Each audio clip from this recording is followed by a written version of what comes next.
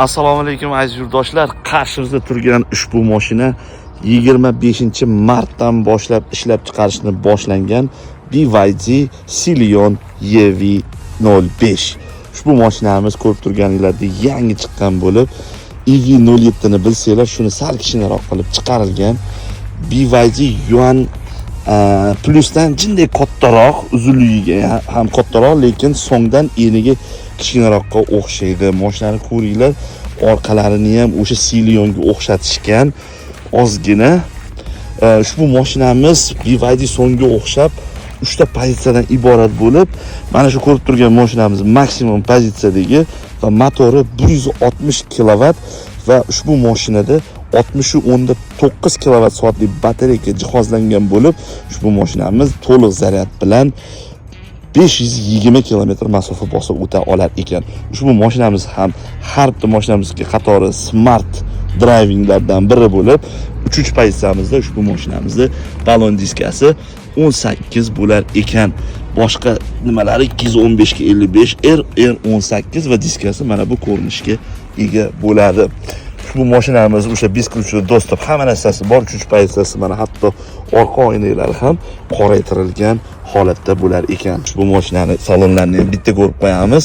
Ushbu mashinamiz salonini bitta ko'ramiz. Ichlari mana polni elektropaket, sideniyalarimiz polni elektropaket, tepa past, oldi tepa hamma nimalari bor.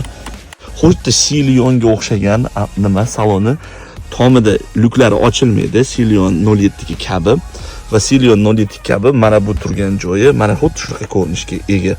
Besprovodniy zaryadniki bor, podlakonligi bor va undan tashqari BYD Yuan Plusga o'xshab xolodilnik ham qo'yilgan. Displeyi 12.8 inchli bo'lib, mana bu yerdagi ko'rinish polni Silionda o'zginasini kopiya qilingan. Rullari esa o'sha Yuan Plus, Yuan Up rullarga o'xshagan rullar qo'yilgan. Kolonkalari bir qancha bo'lib, mashinamizda sideniya, old sideniyalarda abagirevlari bor.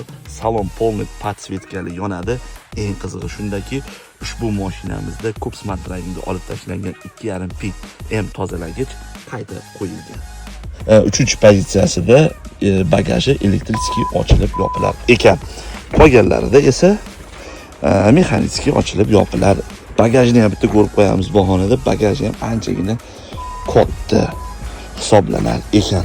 Va ushbu mashinani ochilib yopiladigan joyi mana bunaqa emas. Mana bu o'zimizning eski klassik uslubda ekan. Agar ushbu mashina sizlarga ham qiziq bo'layotgan bo'lsa, pastki raqamlarga telefon qiling. Biz sizga xudo xohlasa ushbu mashinani qisqa muddatlarda va arzon narxlarda